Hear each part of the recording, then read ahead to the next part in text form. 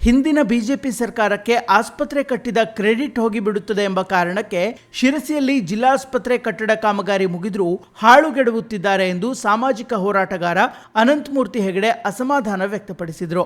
ಅವರು ಮಾಧ್ಯಮಗೋಷ್ಠಿ ನಡೆಸಿ ಮಾತನಾಡಿ, ಬರುವ ಇಲೆಕ್ಷನ್ ಸಮಯದಲ್ಲಿ ಉದ್ಘಾಟನೆಯ ನಾಟಕ ಮಾಡುವ ಸಾಧ್ಯತೆ ಇದೆ. ಈಗಾಗಲೇ 80% ಆಸ್ಪತ್ರೆ ಕಟ್ಟಡ ಪೂರ್ಣಗೊಂಡರೂ ವೈದ್ಯರ ನೇಮಕವಾಗಿಲ್ಲ. ಯಂತ್ರೋಪಕರಣಗಳ ಖರೀದಿಯಾಗಿಲ್ಲ. ಸರ್ಕಾರ ಬೇಕಂತಲೇ ನಿರ್ಲಕ್ಷ್ಯ ಮಾಡುತ್ತಿದೆ. ಜನರಿಗಾಗುವ ತೊಂದರೆಗೆ ಸರ್ಕಾರವೇ ನೇರ ಹೊಣೆ ಎಂದು ಅನಂತಮೂರ್ತಿ ತೀವ್ರ ವಾಗ್ದಾಳಿ ನಡೆಸಿದರು. ಪಂಡಿತ್ ಸಾರ್ವಜನಿಕ ಆಸ್ಪತ್ರೆಯನ್ನು ಮೇಲ್ದರ್ಜೆಗೇರಿಸಿರುವಂತಹ ಕುರಿತಾಗಿ ಈ ಒಂದು ಪತ್ರಿಕಾಗೋಷ್ಠಿಗೆ ಆಗಮಿಸಿದಂಥ ಎಲ್ಲ ಪತ್ರಿಕಾ ಮಿತ್ರರೇ, ಶಿವಾನಂದ ದೇಶಹಳ್ಳಿಯವರೇ, ಜಯಶೀಲಗೌಡರೇ, GS ಹೆಗಡೆಯವರೇ, ನಾರಾಯಣ ಹೆಗಡೆಯವರೇ, ಎಲ್ಲರಿಗೂ ಕೂಡ ನಮಸ್ಕಾರ. ಸನ್ಮಾನ್ಯ ವಿಶ್ವೇಶ್ವರ ಹೆಗಡೆ ಕಾಗೇರಿಯವರು ಸಿರಸಿಗೆ ಕೊಡುಗೆಯಾಗಿ ಕೊಟ್ಟಂತಹ ಆಸ್ಪತ್ರೆ ಎಲ್ಲಿ ಬೇಗ ಪ್ರಾರಂಭವಾದರೆ ಹಿಂದಿನ BJP ಸರ್ಕಾರಕ್ಕೆ ಅದರ ಕ್ರೆಡಿಟ್ ಸಿಗ್ತದೆಯೋ ಎಂಬಂತಹ ಭಾವನೆಯಿಂದ ಈಗಿನ ಕಾಂಗ್ರೆಸ್ ಸರ್ಕಾರ ಮತ್ತು ಸನ್ಮಾನ್ಯ ಶಾಸಕರು ಆ ಆಸ್ಪತ್ರೆಯನ್ನು ಹಾಳು ಮಾಡುವಂತಹ ಕೆಲಸವನ್ನು ಮಾಡ್ತಾ ಇದ್ದಾರೆ ಎಂಬುದಾಗಿ ಅನ್ನಿಸ್ತಾ ಇದೆ. ಯಾಕೆಂದರೆ ಕಳೆದ ಅಕ್ಟೋಬರ್ನಲ್ಲಿ ವೈದ್ಯರ ನೇಮಕಾತಿ ಇರ್ಬೋದು, ಯಂತ್ರೋಪಕರಣಗಳ ಪಟ್ಟಿ ಇರ್ಬೋದು, ಸರ್ಕಾರಕ್ಕೆ ಸಲ್ಲಿಕೆಯಾಗಿದೆ. ಆ ದಾಖಲಾತಿ ನಿಮಗೆ ಕೊಡ್ತಾ ಇದ್ದೇನೆ. ಹಾಗಿದ್ರೂ ಕೂಡ ಇನ್ನೂ ಯಾವುದೇ ರೀತಿಯ ಉತ್ತರ ಬಂದಿಲ್ಲ. ಮತ್ತು ವಿಶೇಷ ಅಂತಂದರೆ, ಹಿಂದೆ ಸರ್ಕಾರಿ ಆದೇಶದಲ್ಲಿ 112 ಕೋಟಿಗಳ ಹಣವನ್ನು ಕಟ್ಟಡಕ್ಕೂ 30 ಕೋಟಿ ಹಣವನ್ನು ಏನು ಯಂತ್ರೋಪಕರಣಗಳಿಗೆ ಮೀಸಲಿಟ್ಟಿದ್ರು, ಅದು 30 ಕೋಟಿ ಹೋಗಿ 5 ಕೋಟಿ 20 ಲಕ್ಷ ಆಗಿದೆ. ಅದನ್ನು ನಾವು ಹಲವಾರು ಬಾರಿ ಧ್ವನಿ ಎತ್ತಿಯಾಗಿದೆ, ಆರೋಪ ಮಾಡಾಗಿದೆ, ಉಪವಾಸ ಸತ್ಯಾಗ್ರಹ ಮಾಡಾಗಿದೆ, ಪ್ರತಿಭಟನೆ ಮಾಡಾಗಿದೆ, ಹಲವಾರು ಬಾರಿ ಅದನ್ನು ಕೇಳಾಗಿದೆ. ಆದರೂ ಕೂಡ ಶಾಸಕರು ಅದಕ್ಕೆ ಉತ್ತರವನ್ನು ಕೊಡುವಂಥ ಕೆಲಸ ಮಾಡಿಲ್ಲ. ಹಾಗಿದ್ದಾಗ್ಯೂ ಹಿಂದಿನ ಆದೇಶದಲ್ಲಿ ಸ್ಪಷ್ಟವಾಗಿ ಬರೆದಿತ್ತು, ಯಾವಾಗ ನಿಮಗೆ 80% ವರ್ಕ್ ಮುಗಿಯುತ್ತೋ, ಆ್ಯಸ್ ಪರ್ ಟೆಂಡರ್ ಪ್ರಕಾರ 2023ರಲ್ಲಿ ಕಾಮಗಾರಿ ಮುಗಿಬೇಕಾಗಿತ್ತು, ಮುಗಿದಿಲ್ಲ. ಏನೋ ಕೋವಿಡ್ ಇತ್ತು, 1 ವರ್ಷ ಲೇಟ್ ಆಗಿದೆ ಅಂತ ಅಂದ್ಕೋಬೋದು. ಈಗ ಹಲವಾರು ತಿಂಗಳ ಕಳೆದಿದೆ, 80% ವರ್ಕ್ ಮುಗಿದು ಯಾವುದೇ ರೀತಿಯ ಪ್ರಕ್ರಿಯೆ ಇಲ್ಲ. ಅದನ್ನು ಕೂಡ ನಾನು ದಾಖಲಾತಿ ತೆಗೆದುಕೊಂಡಿದ್ದೇನೆ. RTIಯಲ್ಲಿ ಯಾವುದೇ ರೀತಿಯ ಪ್ರಕ್ರಿಯೆ ಆಗಿಲ್ಲ. ಮತ್ತು ಆರೋಗ್ಯ ಮತ್ತು ಕುಟುಂಬ ಕಲ್ಯಾಣ ಇಲಾಖೆ ಇಂಜಿನಿಯರಿಂಗ್ ವಿಭಾಗದಿಂದನೂ ಕೂಡ ದಾಖಲಾತಿ ಸಿಕ್ಕಿದೆ. 80% as per the records 80% work ಆಗಿದೆಯೋ ಇಲ್ಲ ಅಂಥೇಳಿ, ಅದು ಕೂಡ ಆಗಿದೆ ಎಂಬುದಾಗಿ ನಮಗೆ ಮಾಹಿತಿ ಕೊಟ್ಟಿದ್ದಾರೆ. ಅಂದರೆ ಇವತ್ತಿನ ದಿವಸ 80% ವರ್ಕ್ ಮುಗಿದಿದೆ ಅಂತ ಕೊಟ್ಟು ಎಷ್ಟು ತಿಂಗಳು ಆಯಿತು ಅಂದರೆ 17/7ಕ್ಕೆ ನಾನು ಅಪ್ಲೈ ಮಾಡಿದ್ದೇನೆ. 17/7 ಅಂದರೆ 80% ವರ್ಕ್ ಮುಗಿದಿದೆ. ಆದರೂ ಕೂಡ ಇವ್ರು ಮಾಡ್ತಾಯಿಲ್ಲ. ಉದ್ದೇಶ ಏನಂದರೆ, ಇದನ್ನು ನೀವು ಮಾಡಿಬಿಟ್ರೆ ಹಿಂದಿನ ಸರ್ಕಾರದಲ್ಲಿ ಮಾಡಿರುವಂಥ ಆಸ್ಪತ್ರೆ ಎಂಬುದಾಗಿ ಕ್ರೆಡಿಟ್ ಹಿಂದಿನ ಉದ್ದೇಶ ಸ್ಪಷ್ಟ. ನಿಮಗೆ ಸದ್ಯಕ್ಕೆ ಆಸ್ಪತ್ರೆ ಮಾಡಬಾರ್ದು ಅಂತಲೇ ಇದೆ, ಈಗ ತಿಳ್ಕೊಂಡು ಹೋಗಬೇಕು ಅಂತಿದೆ, ಇಲೆಕ್ಷನ್ ಟೈಮಲ್ಲಿ ಮಾಡೋಣ ಅಂತಿದೆ. ಈ ರೀತಿಯ ಧೋರಣೆ ಸರಿಯಲ್ಲ ಅನ್ನೋದನ್ನು ನಾನು ಹೇಳ್ತಾ ಇದ್ದೇನೆ. ತಾವು ಇದೇ ರೀತಿಯ ಧೋರಣೆಯನ್ನು ಮಾಡಿದ್ರೆ ಇನ್ನು 1 ತಿಂಗಳ ಒಳಗಾಗಿ ಈ ಆಸ್ಪತ್ರೆಗೆ ಟೆಂಡರ್ ಕರೆಯುವಂಥ ಪ್ರಕ್ರಿಯೆ ಏನಿದೆ ಅದನ್ನು ಪ್ರಾರಂಭಿಸಿಲ್ಲ. ವೈದ್ಯರು ವಿಶ್ವದ ಆಸ್ಪತ್ರೆಗೆ ಕಾರ್ಡಿಯಾಲಜಿ ಡಾಕ್ಟರ್ ಬೇಕು, ನ್ಯೂರಾಲಜಿ ಬೇಕು ಅಂದರೆ ಅವರೇನು ತಕ್ಷಣ ಸಿಗೋದಿಲ್ಲ. ಅಂಗಡಿಯಲ್ಲಿ ಖರೀದಿ ಮಾಡ್ಕೊಬರುವಂಥ ವಸ್ತು ಅಲ್ಲ, ಅದು ಕೌನ್ಸಿಲಿಂಗ್ ಆಗಬೇಕಾಗತ್ತೆ, ಸುಮಾರು ಪ್ರಕ್ರಿಯೆಗಳಿರ್ತದೆ. ಅದು ಯಾವುದು ನೀವು ಮಾಡಿಲ್ಲ ಅಂತಂದರೆ, ನಾವು ಪ್ರತಿ ಪಂಚಾಯತ್ ಮಟ್ಟದಲ್ಲೂ ಕೂಡ ಆಸ್ಪತ್ರೆ ಹೋರಾಟ ಸಮಿತಿ ಅಂತ ರಚನೆ ಮಾಡಿಕೊಂಡು ಪಂಚಾಯತ್ ಮಟ್ಟದಲ್ಲಿ ಹೋರಾಟವನ್ನು ಮಾಡಿ ಜನಜಾಗೃತಿ ಮಾಡುವಂಥ ಕೆಲಸವನ್ನು ಮಾಡ್ತೇನೆ. ಹಾಗೆ ಮತ್ತೊಂದು ವಿಚಾರ ಅಂತಂದರೆ, ಹಿಂದೆ ಒಂದು ಸಲ ಆಸ್ಪತ್ರೆ ಮೇಲ್ದರ್ಜೆಗೆ ಏರ್ತು, ಹೌದಾ? ಈಗ ಇಷ್ಟೊಟ್ಟು ಬಿಲ್ಡಿಂಗ್ 112 ಕೋಟಿ ಬಿಲ್ಡಿಂಗನ್ನು ಮಾಡಿದ್ರು ಅಂತಂದರೆ ಅದು ಜಿಲ್ಲಾ ಆಸ್ಪತ್ರೆನೇ. ಅದು ಮಾಡಿ 30 ಕೋಟಿ ಇಟ್ಟ ಮೇಲೆ ಮತ್ತೆ ತಾವು ಇದನ್ನು ಜಿಲ್ಲಾ ಆಸ್ಪತ್ರೆ ಮಾಡ್ತೇವೆ ಅಂತ ಹೇಳಿ ನಾಟಕ ಮಾಡುವಂಥ ಅವಶ್ಯಕತೆ ಏನಿದೆ ಅನ್ನೋದನ್ನು ಕೂಡ ನಾನು ನಿಮಗೆ ಕೇಳಲಿಕ್ಕೆ ಇಚ್ಛೆ ಪಡ್ತೇನೆ.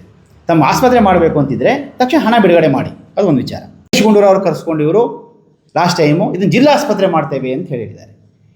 ಕಟ್ಟಿರೋ ಬಿಲ್ಡಿಂಗನ್ನು ಎಲ್ಲ ಮಾಡಿರುವಂಥ ಆಸ್ಪತ್ರೆಯನ್ನು ಮತ್ತು ನಾವು ಜಿಲ್ಲಾ ಆಸ್ಪತ್ರೆ ಮಾಡ್ತೇವೆ ಅನ್ನುವಂಥ ಹೇಳೋ ಉದ್ದೇಶ ಏನು? ಈಗ ಇಷ್ಟು ದಿವಸ ಆದರೂ ಕೂಡ ಇಷ್ಟೆಲ್ಲ ಕಟ್ಟಡ ಮುಗಿದು ಎಲ್ಲವೂ ಕೂಡ ಆದರೂ ಕೂಡ ಯಾವುದೇ ರೀತಿ ಪ್ರಕ್ರಿಯೆ ಮಾಡಿ ಸುಮ್ಮನೆ ಕೂತ್ಕೊಳ್ಳೋಂಥ ಉದ್ದೇಶ ಏನು ಅಂದರೆ ಇದು ಹಿಂದೆ ರಾಜಕೀಯ ಉದ್ದೇಶ ಸ್ಪಷ್ಟ. ಈಗ ಇನ್ನೊಂದು 2 ವರ್ಷ ಹೀಗೆ ನಾವು ತಳ್ತಾ ಹೋಗೋಣ. ಇಲೆಕ್ಷನ್ನಲ್ಲಿ ಇನ್ನೇನು 2028 ಇಲೆಕ್ಷನ್ನಲ್ಲಿ ಬರೋ ಒಂದು 6 ತಿಂಗಳ ಮುಂಚೆ 27 ಎಂಟಲ್ಲಿ ಒಂದು ಹೇಳಿಕೆ ಕೊಟ್ಬಿಡೋದು, ಇದನ್ನು ನಾವು ಜಿಲ್ಲಾ ಆಸ್ಪತ್ರೆ ಮಾಡ್ತೇವೆ ಅಂದರೆ ಈಗ ಸರ್ಕಾರಕ್ಕೆ ಅದು ಕ್ರೆಡಿಟ್ ಬರ್ತದೆ. ಅಂದರೆ ನಿಮಗೆ ಈ ರಾಜಕೀಯದ ಇಚ್ಛೆಯಿಂದ ರಾಜಕೀಯ ತೆವಲಿಗಾಗಿ ಇಂಥ ಒಂದು ಆಸ್ಪತ್ರೆಯನ್ನು ಹಾಳು ಮಾಡ್ತಾ ಇದ್ದೀರಾ.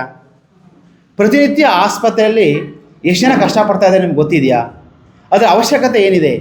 ಮಾರ್ಗ ಮಧ್ಯದಲ್ಲಿ ಎಷ್ಟು ಜನ ಸಾಯ್ತಾ ಇದ್ದಾರೆ ನಿಮ್ಗೆ ಗೊತ್ತಿದೆಯಾ? ಇಡೀ ಜಿಲ್ಲೆಯಲ್ಲಿ ಒಂದೇ ಒಬ್ಬ ನ್ಯೂರೋ ಸರ್ಜನ್ ಇಲ್ಲ.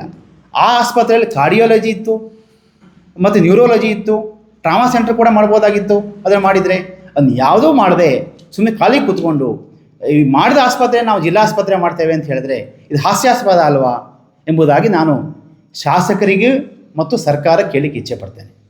ಒಂದು ವಿಚಾರ. ಎರಡನೇ ವಿಚಾರ, ಹಿಂದಿನ ಪತ್ರಿಕಾಗೋಷ್ಠಿ ಶಾಸಕರು ಹೇಳ್ತಾರೆ ನನ್ನ ಬಗ್ಗೆ ಅನ್ಕಲ್ಚರಲ್ ರಾಜಕಾರಣಿ ಅಂಥೇಳಿ. ಅಂದರೆ ಈ ವ್ಯಕ್ತಿಗೆ ಕಲ್ಚರ್ ಇಲ್ಲ ಅಂತ ಹೇಳಿದ್ದಾರೆ. ನಾನು ಶಾಸಕರಿಗೆ ಕೇಳ್ತೇನೆ, ನನ್ನ ಇವತ್ತಿನವರೆಗೆ ಇಷ್ಟು ಪತ್ರಿಕಾಗೋಷ್ಠಿ ಮಾಡಿದ್ದೀನಿ, ಇಷ್ಟು ಭಾಷಣ ಮಾಡಿದ್ದೀನಿ, ಒಂದೇ ಒಂದು ಕಡೆ ಅನ್ಕಲ್ಚರ್ ಅಂದರೆ ಅಸಂವಿಧಾನಿಕ ಶಬ್ದ ಒಂದು ತೋರಿಸ್ಬಿಡಿ. ನೀವು ಒಂದು ಅಸಂವಿಧಾನಿಕ ಶಬ್ದವನ್ನು ನೀವು ತೋರಿಸಿದ್ದೀರಿ ಅಂತಂದರೆ ನಾನು ನಿಮ್ಮ ಹತ್ರ ಬಹಿರಂಗವಾಗಿ ಕ್ಷಮೆಗೆ ಸಿದ್ಧನಿದ್ದೇನೆ. ಇಲ್ಲ ಅಂದರೆ ತಾವು ಮಾತು ವಾಪಸ್ ತೆಗೆದುಕೊಳ್ತೀರಾ? ನಾನು ನಿಮ್ಮ ಹತ್ರ ಕ್ಷಮೆ ಕೇಳಿ ಅಂತ ಹೇಳೋದಿಲ್ಲ. ತಾವು ದೊಡ್ಡವರು, ನಾವು ಚಿಕ್ಕವನು. ತಾವು ವಾಪಸ್ ತೆಗೆದುಕೊಳ್ತೀರಾ? ಅದನ್ನು ನಾನು ಈ ಮೂಲಕ ಕೇಳಲಿಕ್ಕೆ ಇಚ್ಛೆ ಪಡ್ತೇನೆ. ಎರಡನೇ ಪಾಯಿಂಟ್. ಹಾಗೆ ಪ್ರಮುಖ ವಿಚಾರ ಅಂತಂದರೆ ಶಾಸಕರಿಗೆ ಕೆಲವಷ್ಟು ಪ್ರಶ್ನೆಯನ್ನು ಕೇಳಲಿಕ್ಕೆ ಇಚ್ಛೆ ಪಡ್ತೇನೆ. ಹಿಂದಿನ ಸರ್ಕಾರದಲ್ಲಿ ಯಂತ್ರೋಪಕರಣಗಳಿಗಾಗಿ 30 ಕೋಟಿಯನ್ನು ಮೀಸಲಾಗಿಟ್ಟಿದ್ರು, ಹೌದಾ?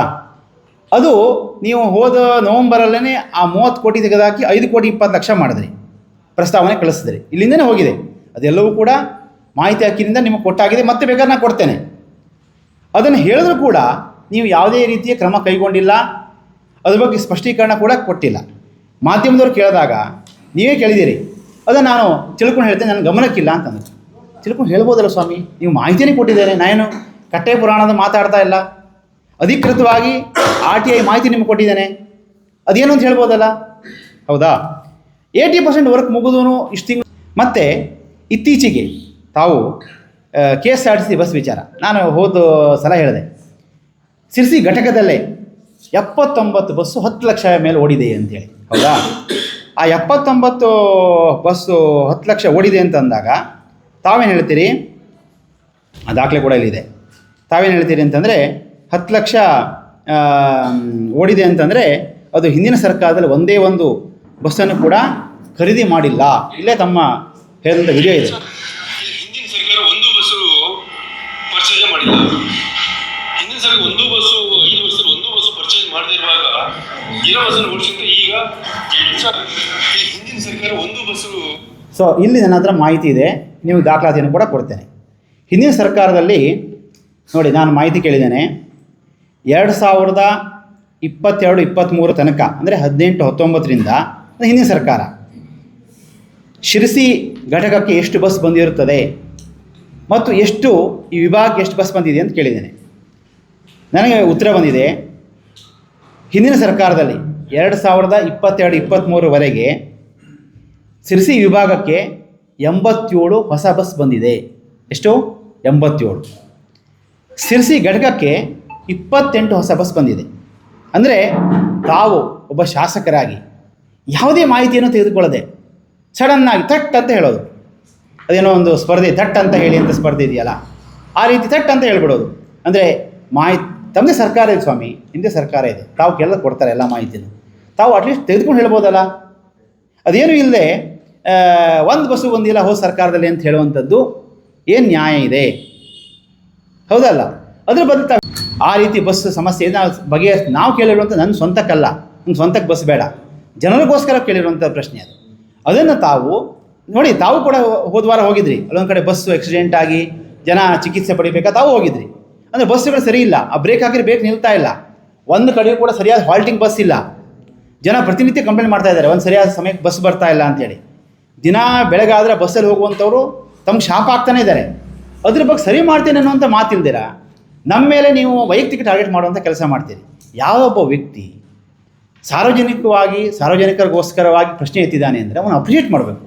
ಆಯ್ತಪ್ಪ, ನೀವು ಹೇಳಿದೀಯಾ, ಅದನ್ನ ಚರ್ಚೆ ಮಾಡ್ತೇವೆ ಅಂತ ಹೇಳೋ ಬದಲಿಗೆ ಅವನ ವೈಯಕ್ತಿಕ ಗುರಿ ಮಾಡಿಕೊಂಡು ಮಾತನಾಡುವಂಥದ್ದು, ಅವನ ಅನ್ಕಲ್ಚರ್ಡ್ ರಾಜಕಾರಣಿ ಅಂತ ಹೇಳುವಂಥದ್ದು, ಆಮೇಲೆ ಸುಳ್ಳು ಅಂತ ತಟ್ಟಂತ ಸುಳ್ಳು ಹೇಳುವಂಥದ್ದು, ಏನು ಬಾಯಿ ಬರ್ತದೆ ಹೇಳುವಂಥದ್ದು, ಎಷ್ಟು ಮಟ್ಟಕ್ಕೆ ಒಬ್ಬ ಶಾಸಕರಾಗಿ ತಾವು ಮಾಡುವಂಥದ್ದು ಸರಿ ಇದೆ ಅನ್ನೋದನ್ನು ನಾನು ಈ ಸಂದರ್ಭ ತಮ್ಮಲ್ಲಿ ಕೇಳಬೇಕಾಗ್ತದೆ. ಹಾಗೆ ಆ ದಾಖಲಾತಿಯನ್ನು ಕೂಡ ನಿಮಗೆ ಕೊಡ್ತಾ ಇದ್ದೇನೆ. ಇದು ನೋಡಿ, KSRTC ಮಾಹಿತಿ. KSRTCಯಲ್ಲಿ ಹೋದ ಸರ್ಕಾರದಲ್ಲಿ 87 ಹೊಸ ಬಸ್ ಬಂದಿದೆ ಅಂತ ಮಾಹಿತಿ ಕೊಡ್ತೇನೆ. 87 ಹೊಸ ಬಸ್ ಬಂದಿದೆ. ಸಿರ್ಸಿ ಘಟಕಕ್ಕೆ 28 ಬಸ್ ಬಂದಿದೆ ಅನ್ನುವಂಥದ್ದು ಮಾಹಿತಿ ಹಕ್ಕಿಂದ ಪಡೆದಿರುವಂಥದ್ದು. ಆಯಿತಾ? ಸೊ ಇದನ್ನು ಶಾಸಕರು ಗಮನಿಸಬೇಕು ಎಂಬುದಾಗಿ ಹೇಳ್ತಾ ಇದ್ದೇನೆ. ಮುಂದೆ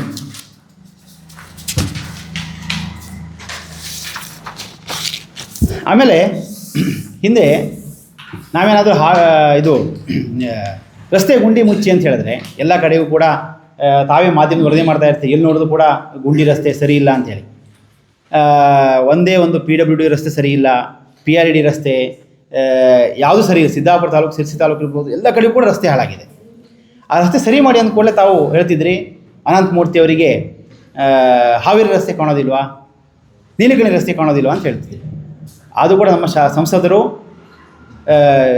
ಆ ರಸ್ತೆಯನ್ನು ಗುಂಡಿ ಮುಚ್ಚುವಂಥ ಕೆಲಸವನ್ನು ಮಾಡಿದರು. ಈಗ ಕೆಲಸ ಪ್ರಾರಂಭ ಆಗಿದೆ. ನೀಲಗಿರಿ ರಸ್ತೆ ಕೂಡ ಪ್ರಾರಂಭ ಆಗಿದೆ, ಹಾವೇರಿ ರಸ್ತೆ ಕೂಡ ಪ್ರಾರಂಭ ಆಗಿದೆ. ಈಗ ನಾನು ಸರ್ಕಾರ ಕೇಳ್ತಾ ಇದ್ದೇನೆ, ರಾಜ್ಯ ಸರ್ಕಾರ ಕೇಳ್ತಾ ಇದ್ದೇನೆ, ನಿಮ್ದು ಯಾವಾಗ ಸ್ವಾಮಿ ಹೇಳಿ, ನೀವು ಯಾವಾಗ ಮಾಡ್ತೀರಿ? PWD ಒಂದು ರಸ್ತೆ ಕೂಡ ಹೋಗ್ಲಿಕ್ಕೆ ಸಾಧ್ಯ ಇಲ್ಲ. ನಾನು ನಿನ್ನೆ ಹೆಗ್ಗರಣಿ ಕಡೆ ಹೋದೆ, ಏನು ಗುಂಡಿ ಅಂದರೆ ಗುಂಡಿ, ನಾನು ಬೆಳಿಗ್ಗೆ ಹೋದೆ, ಅಲ್ಲೂ ಗುಂಡಿ. ಅಂದರೆ ಯಾವ ರಸ್ತೆಯಲ್ಲೂ ಕೂಡ ಹೋದರೆ ನಿಮ್ಗೆ ಸೊಂಟ ನೋವು ಬರ್ತದೆ, ಆಯಿತಾ, ವಾಮಿಟ್ ಬಂದಂಗೆ ಆಗ್ತದೆ. ಇಂಥ ಒಂದು ರಸ್ತೆಗಳನ್ನು ಮಾಡಿ ಏನು ಹೊಂಡ ಗುಂಡಿ ಮಾಡಿಟ್ಟಿದ್ದೀರಿ. ಅದನ್ನು ಮುಚ್ಚುವಂಥ ಕೆಲಸ ಮಾಡಿ, ರಿಪೇರಿ ಬಿಟ್ಬಿಡಿ ಸ್ವಾಮಿ, ನೀವು ಅಷ್ಟೇ ಅದು ಮುಚ್ಚಬೇಕಲ್ಲ. ತಾವು ಕೂಡ ಗಣೇಶನ ಹಬ್ಬದಲ್ಲೆಲ್ಲ ಕಡೆ ಓಡಾಡ್ತಾ ಇದ್ರಿ, ತಾವು ನೋಡಿದ್ದೀರಲ್ಲ, ಅದನ್ನ ಯಾಕೆ ಮುಚ್ಚುವಂಥ ಕೆಲಸ ಮಾಡ್ತಾ ಇಲ್ಲ? ಈಗ ನಿಮ್ಮದು ಯಾವಾಗ ಹೇಳಿ? ಈಗ ಆಗಿದೆ, ಹೈವೇ ಕಾಮಗಾರಿ ಪ್ರಾರಂಭ ಆಗಿದೆ, ನೀವು ಉತ್ತರ ಕೊಡಲೇಬೇಕು. ಇನ್ನೂ ಒಂದು ವಿಶೇಷವಾದಂತಹ ಒಂದು ವಿಚಾರವನ್ನು ಮಾಧ್ಯಮದ ಮೂಲಕವಾಗಿ ನಾನು ನಮ್ಮ ಶಾಸಕರಿಗೆ ಕೇಳ್ತಾ ಇದ್ದೇನೆ. ನೋಡಿ, ಮಂಕಾಳ ವೈದ್ಯರು ಬಹುಶಃ ತಿಂಗಳಿಗೊಮ್ಮೆ ಅನಿಸುತ್ತೆ ಅವರು ಜನಸ್ಪಂದನ ಕಾರ್ಯಕ್ರಮ ಅಂತ ಮಾಡ್ತಾರೆ, ಹೌದಾ? ಜನತಾ ದರ್ಶನ, ಜನಸ್ಪಂದನ ಮಾಡ್ತಾರೆ.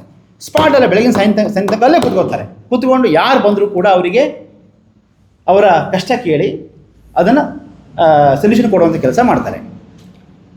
ಆದರೆ ನಮ್ಮ ಶಾಸಕರು ಯಾಕೆ ಒಂದು ಜನಸ್ಪಂದನ ಕಾರ್ಯಕ್ರಮ ಮಾಡ್ತಾ ಇಲ್ಲ?